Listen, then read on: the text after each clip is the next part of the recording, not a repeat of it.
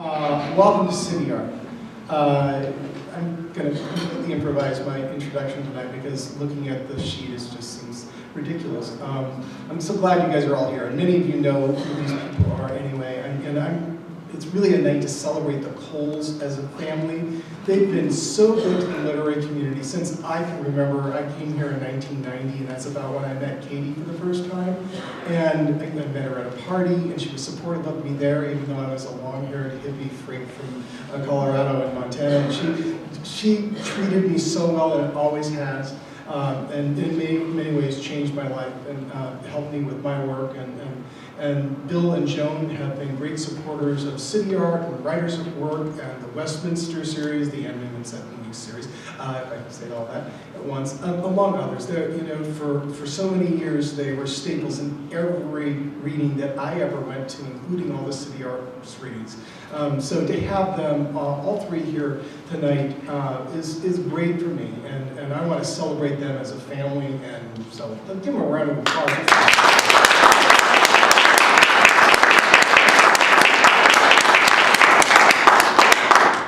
Absolutely, the heartfelt thanks to you guys so much. And thanks for supporting this series and everything else in this town and state.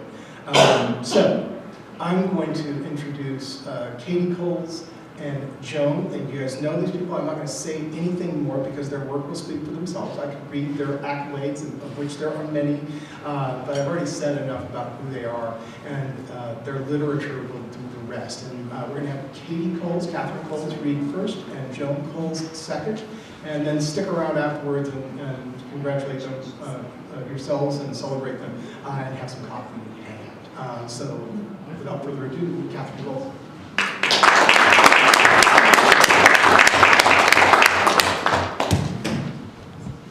So wonderful to look out and see so many beloved, familiar faces, and also some new faces as well.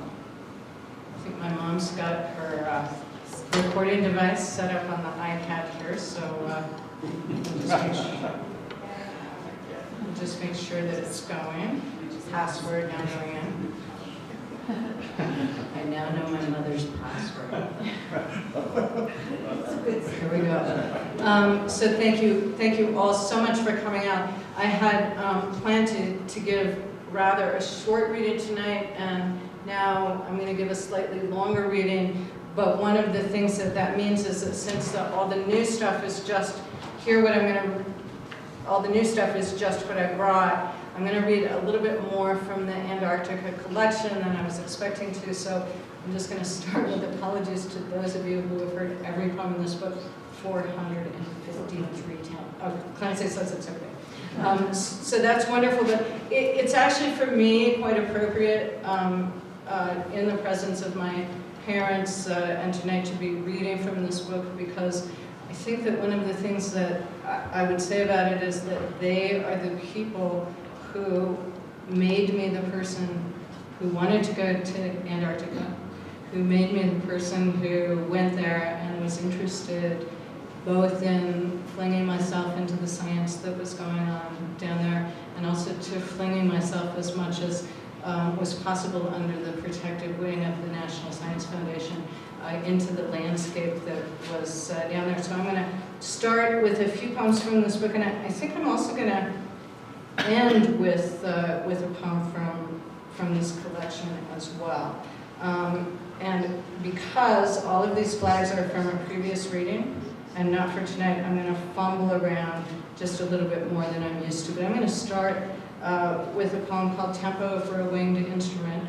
And many people in the room probably also know that title came from what my old teacher, Charles Berger, Shen, you had Charles, right?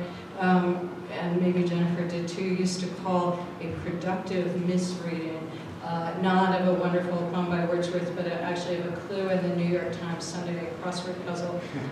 The clue was tempo for a stringed instrument with a question mark that tells you that the answer is a pun.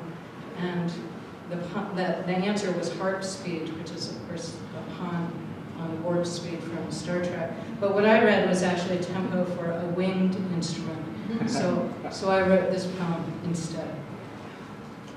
full of light and music, the beating air. Light like a bird, Calvino says, not a feather. Over the water, the shags come in to land, all wings uh-ohing over the cliffs, rock their nests, and bear the rookeries. Blue eye, the wind plays fast and sharp. They lift and ride and do not pick their fights. Oh, blue sky, blue day, heart of muscle, thrumming down and swift. Can you hear me all right? I know there was some trouble. There are a few sort of mathematically related poems in the reading tonight, and this one I'm going to have to actually look into the table of contents for. While I was in Antarctica, a good friend of mine was in a different place in Antarctica. He's a mathematician and he's studying the porosity of ice, and this is of course really important now that the ice is melting down in Antarctica. Porosity is a really serious question for them to think about. And when we got back, he and I were talking, and I asked him to describe his work, and he started leaping around as mathematicians are inclined to do, and using words like magic, and the number 5 is everywhere, et cetera, et cetera. It reminded me so much of my childhood that I really thought that I should write a poem to him. We both went to Antarctica by ship, although I went from Chile across the Drake Passage, which you'll hear more about later, and he went by ship, I think from New Zealand. This is called Problems of Description in the Language of Discovery, and the title is stolen from the wonderful literary scholar Gillian Beer, and the apologies are to Ken Golden, mathematician. What Gillian Beer is talking about in her essay is how scientists and poets use language in a very different kind of way. The goal of the scientist is to make sure that every word only means one thing at a time in its context. This is so that the experiment can be repeatable, and the goal of the poet is to make sure that every word means as many productive things as it can at a time. But one of the things that you learn is that although this may be the goal of scientists, they don't actually pursue it as avidly as you might think. Problems of description in the language of discovery. First, there is what you can do with a ruler, only as precise as your hand, that lays it alongside inclusions, ice crystals melting, surprisingly similar in the abstract, whatever their particular uniquenesses. When waves move the ship, your hand moves too. There's what you can do in snow, what in fire. What you can say about any of it in numbers, say 5, operating its own set of rules, magic feathers fluttering from your sleeve. The change, sudden, when ice becomes not quite ice. Permeable. Excuse me, the mathematician, not the poet, deployed the word magic. Pulling the number 5 from which hat exactly?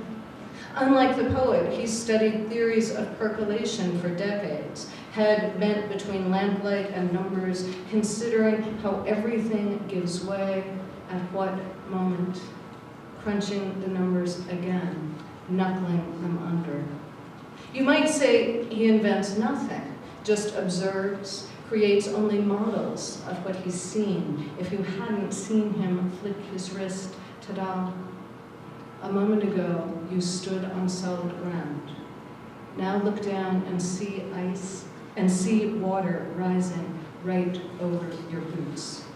Ice underfoot seemed just that firm until you looked to the horizon, bedazzled, and saw it heave. Measurable undulation. Keep watching the hand, turning you to distraction. What with all we know about walking on water, why do we believe our eyes in solid ground? Minus 5 degrees centigrade, say, a brine fraction of 5%. If numbers appear from thin air, golden, anything gives way, ice or earth. I'm not here to charm or conjure. I'm just watching, as if knowing what the numbers come to, I might be able to tell you how they mean. So I'm going to move to some new poems, and then I'll finish with a poem from the collection. This poem's in here partly because of a kind of pun. It's now called Interior, but it used to be called Mummy. And it's called, I heard a chuckle, which is never what I called my mother, but nonetheless. It's called Mummy because it's actually about a mummy. I'm doing some work in visualization science, weirdly enough, and some of the people that I met at a conference, really interesting people, were doing visualizations, x-raying mummies from thousands of years ago, mostly Egypt, and with the goal, at least in part, of determining whether, when they had these wonderful paleo diets, etc., that they had in those days, whether they had heart disease, because the theory was that they would have little or no heart disease. It turns out that the truth is they had exactly as much heart disease as we have. So some people will be surprised, and sometimes some not. The poem has been renamed Interior. This is a specific poem, by the way. Maybe the mummy lost his heart when it was alive, to art or a hand's pressed soft before it tightened, distraught. Or he was always heartless. On screen, regardless, we can see he's fallen to pieces. Chamber collapsed on itself or vanished, a door opening on air. Perhaps he's missing it, and perhaps not. What can a poor mummy do without? The matter becomes absence. He's lost something big, we know, the thing without which, etc., whatever it may have been, or where. This poem partly came out of a conversation I had with Harriet Saunders last summer already, maybe in the fall? My grandmother, I think, as many people do who reach a certain age and a certain level of ill health, stopped eating and drinking at a certain point in her life. And she actually, in spite of her directive, after she collapsed, was rushed to a hospital, rehydrated, hooked up to all the tubes, etc., which was not what she wanted, but it meant that I got to go to Texas and see her, and so did her newly born great-granddaughter see her for the first time. So, they shouldn't have done it, but I'm not all that sorry, I guess. But I've been ruminating on this idea for quite a long time, and Harriet and I talked about it a little bit last summer, and so I started to research the different things that people do in terms of self-deprivation when they're ready to not to go on anymore. There are a lot of quotes in this poem, and they come from two places. One is the Bible, you'll recognize those absolutely, and the other is the Wikipedia page on self-dehydration. This is called, I'll raise my hand when I'm quoting. I think you'll be able to tell the difference between the two quotes. This is called thirst. By the way, my great-grandmother did this, basically the same thing. Thirst. Her mother fasted and vanished, as might mine. A form of self-mummification. My grandmother, lying as I last saw her, dried to sinew, flesh bruised with anger that would not stop marking her from inside. Many waters cannot quench love. Will, then, it cannot be accomplished impulsively. Before she began, she broke her hip, or her hip broke under her small weight. Self losing itself falls into the hands of others, meaning too well. Give up determinedly. Passing hunger, give up coffee. Last, surrender the highball taken every evening for 70 years. Love is better than wine, though even alone she put on lipstick. Water-starved, entered her swoon, for I am sick in love. Get one thing right. Wet lips and tongue, do not swallow. it would be a personal assault for someone to force water. Still, I would cause thee to drink of the juice of my pomegranate. What gets transmitted in what order? In truth, I already sense a bit of headache, cramp coming on. All ages may feel sudden head rushes, dizziness. The body swings 100 windows wide to blow in cold delirium. Grace, self, I could be flooded, scoured by air, ravished my heart, given lightness, imagine flight.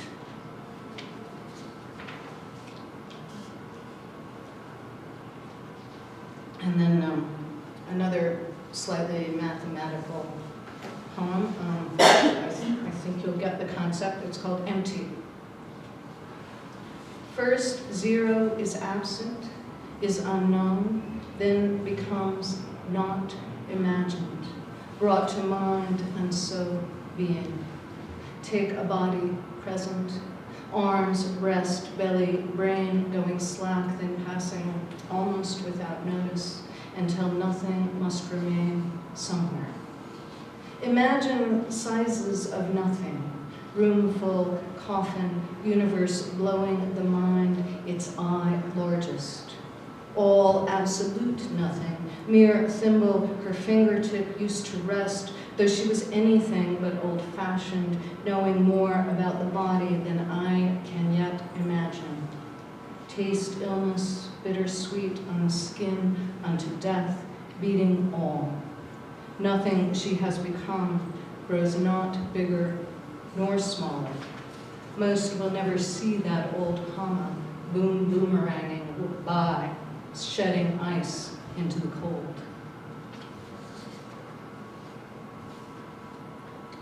Slight shift of gears here. My husband and I are now entering our 26th summer together, which is kind of astonishing to me, although I observed a long marriage my whole life. And this was written last year, celebrating our 25th summer. In our 25th summer, the crickets were early. Cicadas suddenly click in the trees, 10,000 panicked clocks reminding us it's been 13 years already, 17 I never do remember, and who can think in such racket, tick, tick, tick, talk, talk, extravaganza of sex and biting off more than can be chewed. So begins another cycle, another, each anniversary coming to make its own mark. What year did I decide he didn't need to understand me? As if we could arrive even periodically, as if we could arrive even periodically at such knowledge, could ever say this, then this, then this, and be proved right.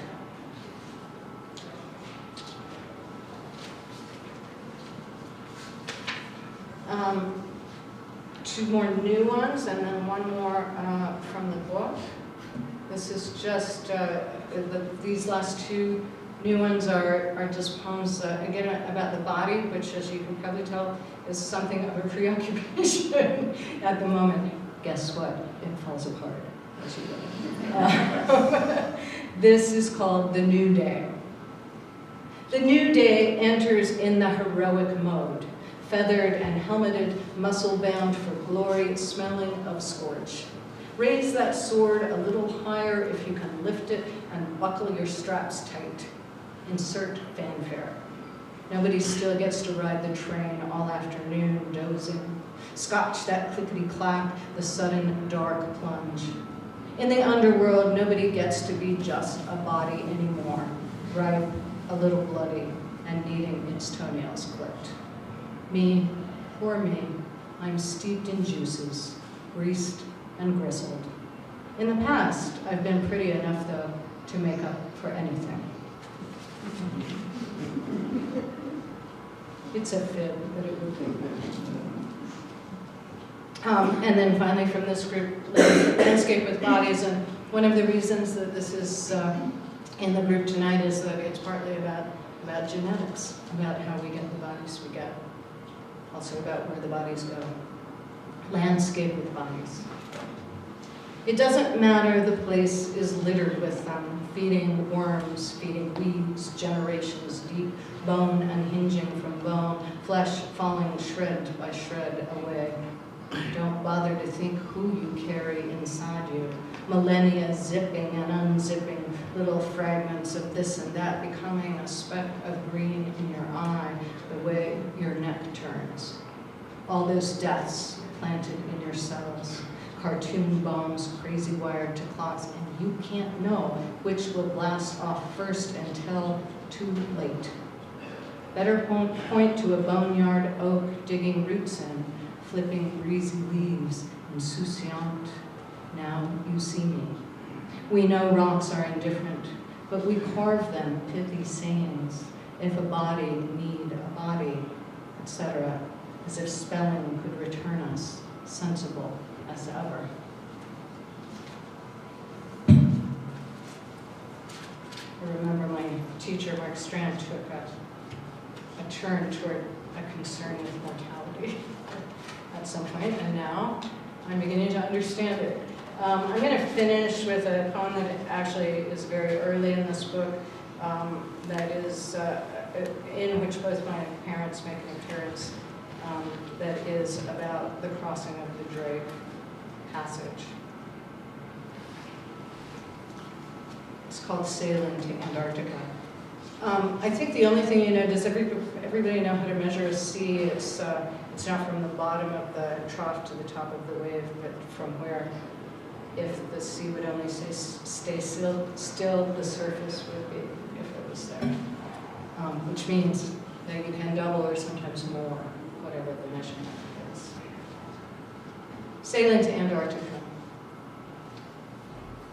The problem is the voices I can't get out of my head. On the bridge, the captain's playing Break On Through. He's been playing Stormy Weather. Go ahead. Google world's roughest crossing. Google shipwreck and lost at sea. Meanwhile, the ship is tearing itself apart, isn't it, beam by steel beam? The ship is gnawing its own liver, and the sea is eating its heart out and wants me to sashay right on by and take a look. Lean over the rail, little one. Lean a little farther. The problem is the voices. See, you're all foam vanishing. Cry of shearwater and albatross wing knitting you to sky. You are height and depth and open mouth, and I am barely a morsel. See, I can't get out of my head. Or is it what I can't get my poor head around, but I don't know how to measure? A 20-foot sea, a 30-foot sea, not a falling so much as a career, sinking so much as a gulp. Measure from where the surface would be if I could find it, if the idea of surface hadn't become a moving target I plummet past into the trough and know no better on the ride back up into Yippee, though on the wave's crest 3 days out, I would swear I can see South America. This is the best thing ever. Clinging to the rail, watching another wave crash all the way over the bow, over the captain high in his bridge, the captain who will carry us through with his instruments and playlist and steel-hulled gut, though he says everyone has a threshold, even him.